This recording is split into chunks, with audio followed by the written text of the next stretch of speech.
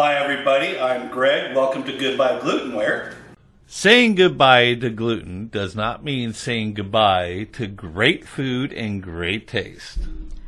So please like this video, share it with friends, and subscribe to our channel. Okay, so today we are making chicken patty sandwiches or just straight up fried chicken patties. You'll find most of those at grocery stores in the freezer sections.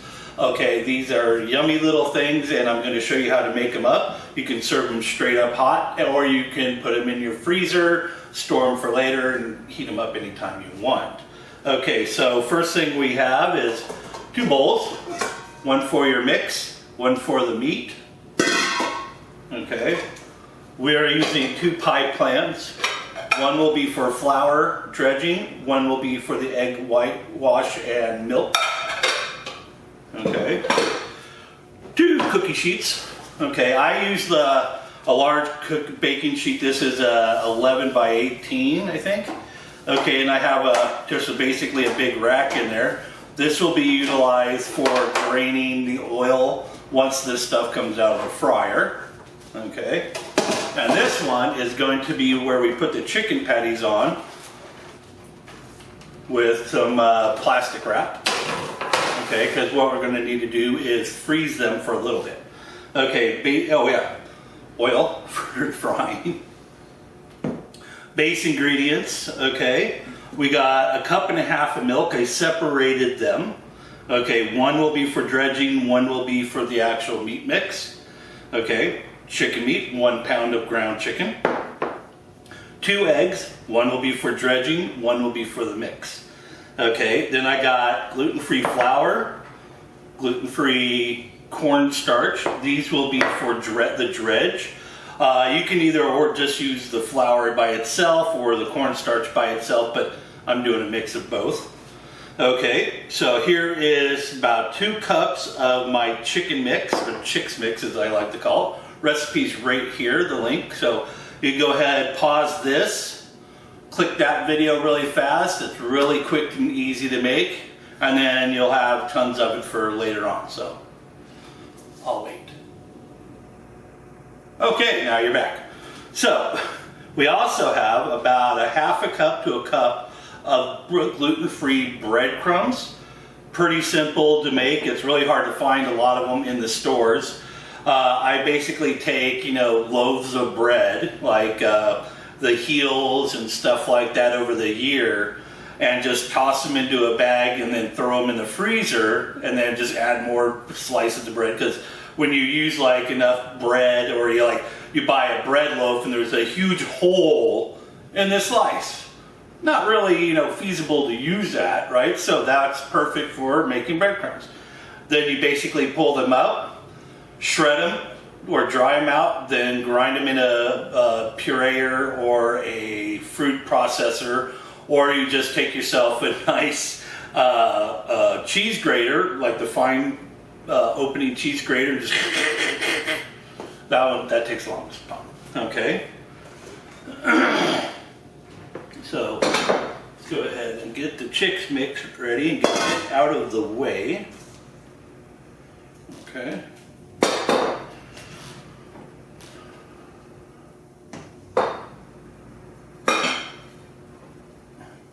Whoops. Here. Let's get all this stuff out of the way because we need to get our mixing bowl right here. Oh. Now you can use a spoon, or you can just go ahead and grab yourself food gloves, or just use your bare hands.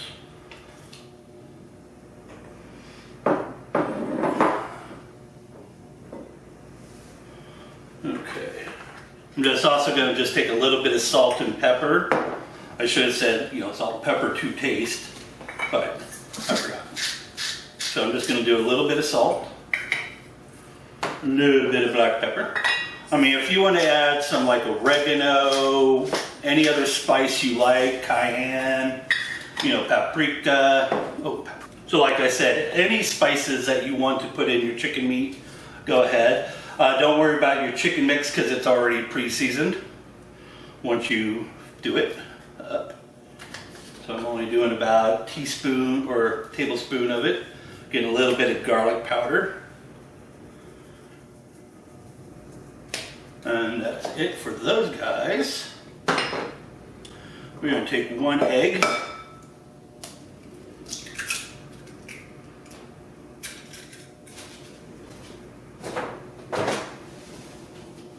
Okay, where's the breadcrumbs? We're going to do the breadcrumbs. And we're going to do the 1/2 cup of milk.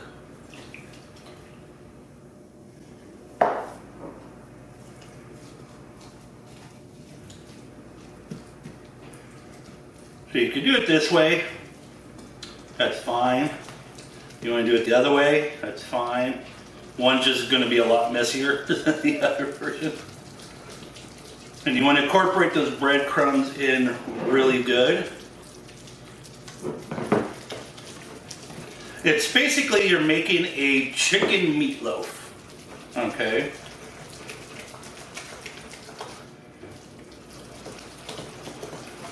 Oh, it already smells good. And you can't go wrong with garlic powder and paprika. Okay, cut. Okay, so we're going to put the chicken aside. We're going to get our little dredge mix going. Cornstarch. Now, careful with cornstarch if you've not used it before, because it can get everywhere pretty quick.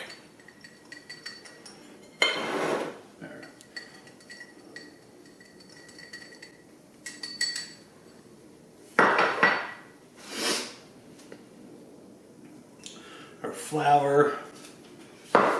No, we're not going to worry about salt or pepper in this. If you want to put some, go ahead, but it's going to make it awfully salty.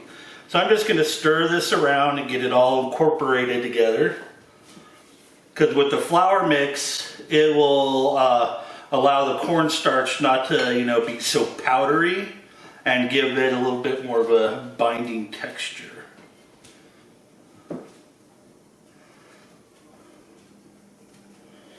Okay, move this aside. Now for egg and milk wash, and this is also for part of the dredging part.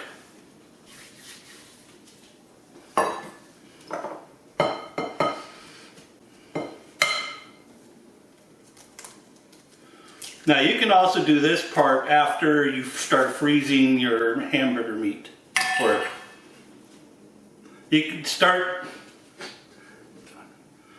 Now you can start doing this after you put your chicken meat in the freezer to cool. And also one thing you can also do is you can do a buttermilk mixture if you want. And you don't know how to make buttermilk, it's really, really simple. It's milk with a little bit of vinegar in it, and that is it.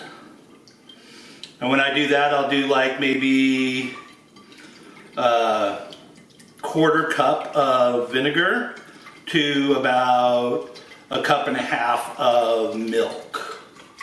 And that will thicken it up really quick, because that's what the vinegar does with the milk. It thickens it up so well, so it clings to stuff really easy.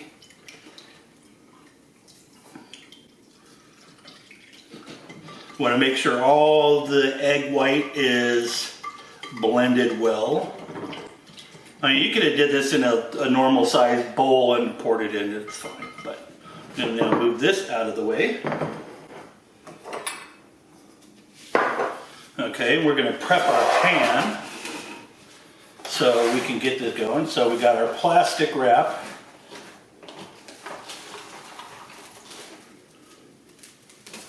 Okay.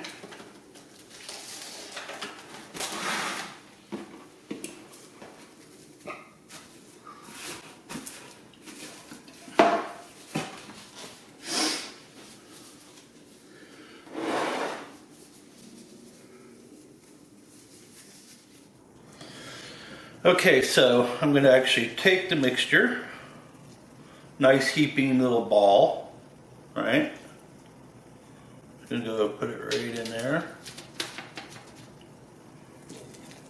But you want to make them smaller, you can.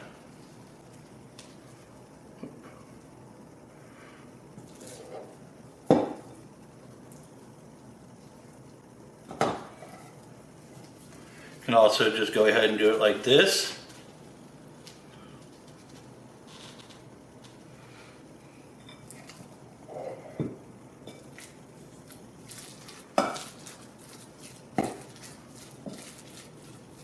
It's also a good time to see if you actually mixed your stuff all the way.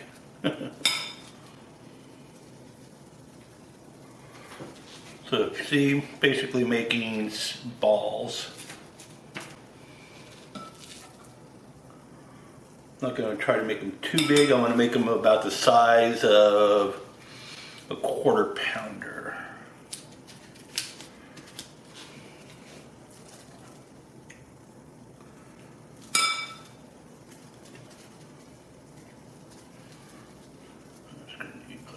More.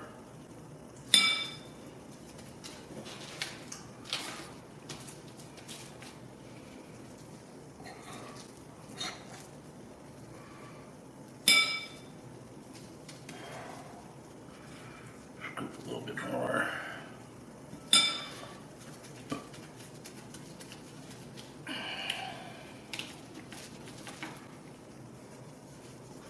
I hate the gloves that are so loose.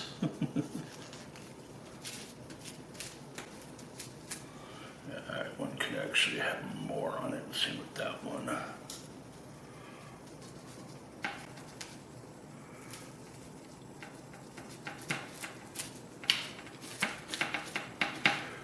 So I'm just going to go ahead and flatten these out.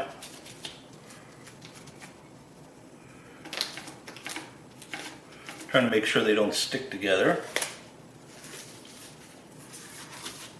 Use that bowl. I'm going to cover them with some cellophane. We're going to put these in the freezer to let them kind of solidify because they don't have that much fat on them. All right, so we want to make sure that they're kind of stiff to handle. That way you can put them in the milk mixture easier without them falling apart on you. So we're going to stick these in the freezer for about 1.5 hours.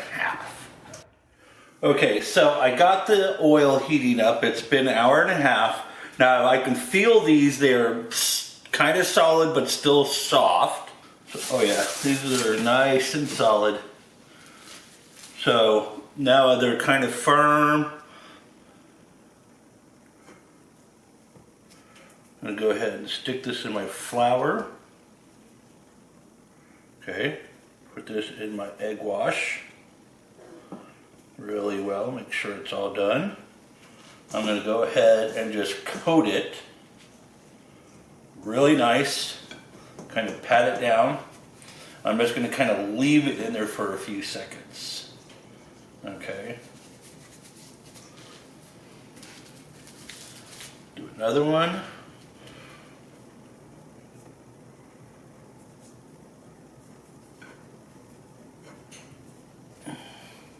Shake off the excess. Milk mixture. Make sure it's all coated really well. And then into the breadcrumbs. Now one thing I did notice with my breadcrumbing stuff a long time ago is the more I did that, right, getting the stuff off my thing, off the gloves and stuff and putting it back in there, it turned it almost into like when you got KFC, you got original recipe, then you got extra crispy. And that's basically what that kind of reminded me of. So we're just going to go ahead and put that right there.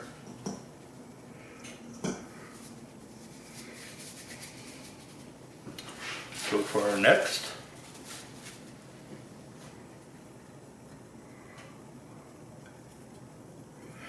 I mean, if you want, you can also go ahead and put it in the milk mixture first. Put it in the flour, put it in the milk mixture, which I'll do in a second.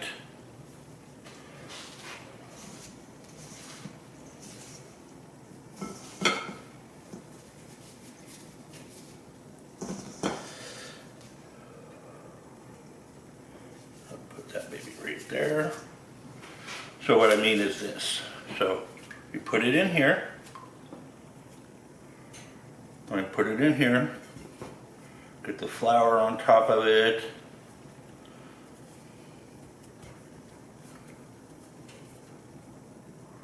Shake it off. Put it back in here, and now it's going to get really gummy.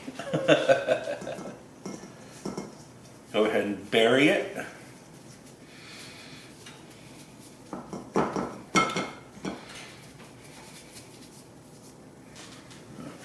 yeah, we got plenty of room.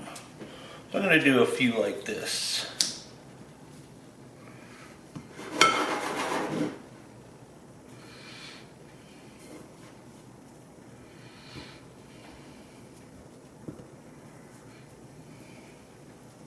And like I said, right now I have my oil heating up. It's going to heat up to 325 degrees.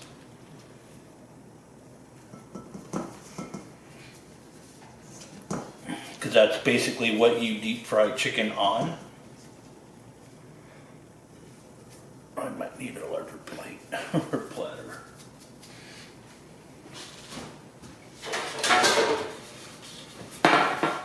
We'll just grab another cookie sheet instead of this plate. Okay, so I got a pair of tongs. I got my rack on my cookie sheet to cool it off and to drain excess oil. Let's see what the oil says.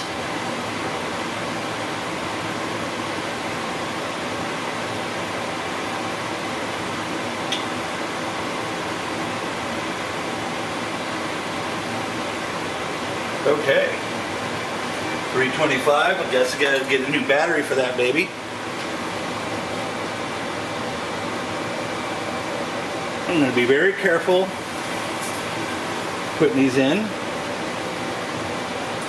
Because literally I do not want them to come apart or spray on my hands.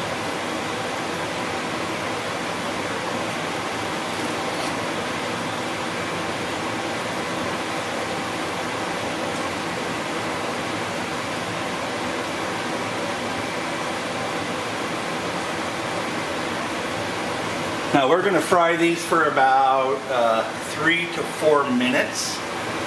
We want to make sure that the internal temperature is about 160 degrees. And you'll be able to tell that because they'll start floating like normal chicken.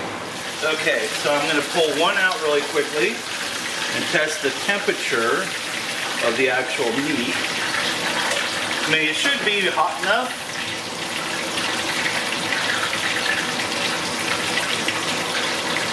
Oh yeah, it's past 160, easy. So we're good to go for these two.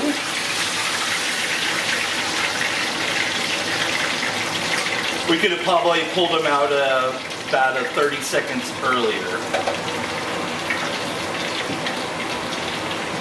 So we're gonna... Okay, so I'm gonna start prepping my sandwich really quickly. So I got here some ciabatta rolls from Shar's. These things are amazing. Look at them, they're like little soft pillows. Just, oh my gosh, these are so good. Me and my family, we really like the Shar's products, especially like their hoagie rolls. Like, first time we ever had them, me and my wife were heading up to Canada for basically an anniversary trip, and those things worked out so good. One thing we do suggest though is go ahead and put them in a toaster or toaster oven for just a few seconds. Or what you can do is go ahead and like put a little butter or mayonnaise on this section, put them on a flat top, and let them cook for, you know, about like 30 seconds or something like that, and then they're going to be good. But right now I'm just going to go ahead and put these in the toaster oven because I got one of those chicken patties in there melting some cheese on there. Now while that's heating up, I'm going to grab a few onions, or like 1 onion, 2 onions, yeah, that'll be good. Because what I'm actually doing is making onion rings to go with these. And right here, oops, right here, it'll be the link for the onion ring video. The onion rings are superb. Okay, so we got our little onion rings here. Got a little bit of a Romano tomato. If you want to use like a steakhouse or steak potato or tomato, you can. Any good tomatoes are good. If you don't like tomatoes, go ahead and omit them. I'm going to cut mine nice and thin.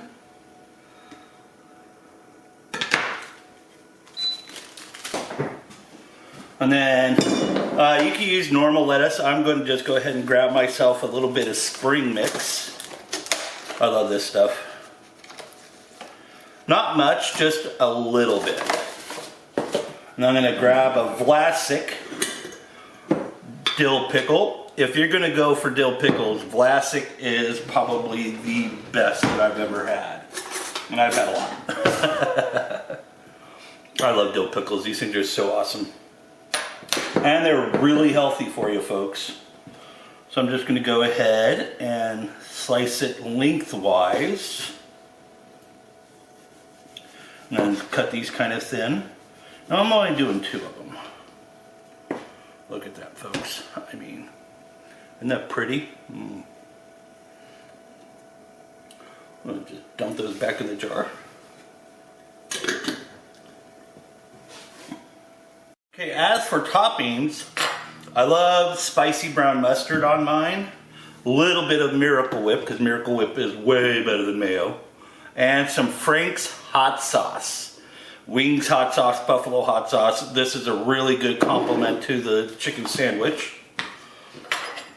So I'm basically going to start, whoops, by dropping mayonnaise everywhere.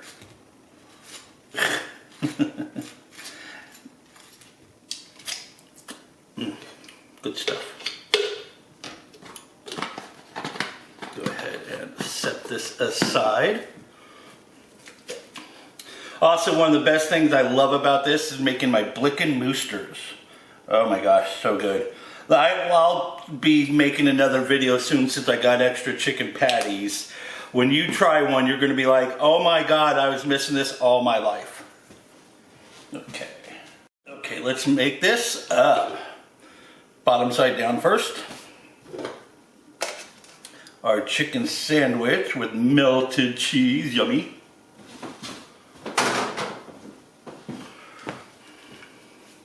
Then we're going to add our 2 pickles. I like put my lettuce down after the pickles.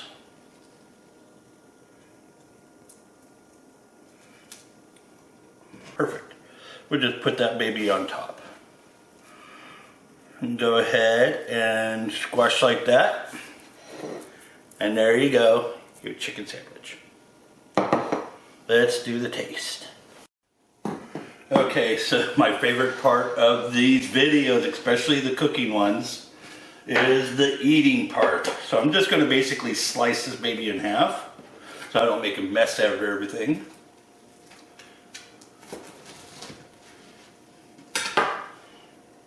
Oh yes, folks. Look at that. That is just looking beautiful. Oh my gosh. It's soft looking. It smells wonderful.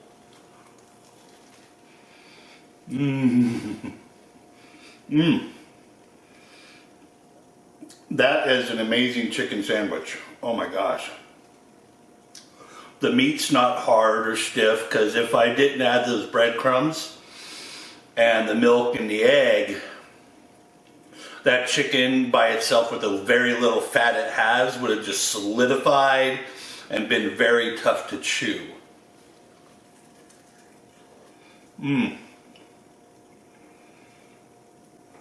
That is so amazing. I mean, oh my God, folks. Once you try this recipe, you're going to be like, oh my God, I'm making this every day or every week or every month. Bring your friends and family to eat it, you know. It's always best when it's fresh and hot. If you have a larger fryer, go ahead and, you know, you can do more patties, whatever you want. I suggest that, you know, make sure that you keep them very cold ahead of time, you know, like I said, an hour and a half prior to doing it, or even 2 hours. That way they're nice and stiff, and then they're, as they thaw, right, they're not going to be super soft and, you know, it might fall apart. But like I did, you know, 1 hour and a half, and they'll be perfect. And then I just kept those others in the freezer, the ones that weren't frying, that kept them chilled, pulled them out, dumped them into the hot oil. There you go. So I hope you guys learned a lot on this video, and I really appreciate you all coming by and taking a look and watching this video. All you subscribers, thank you very, very much for watching and subscribing.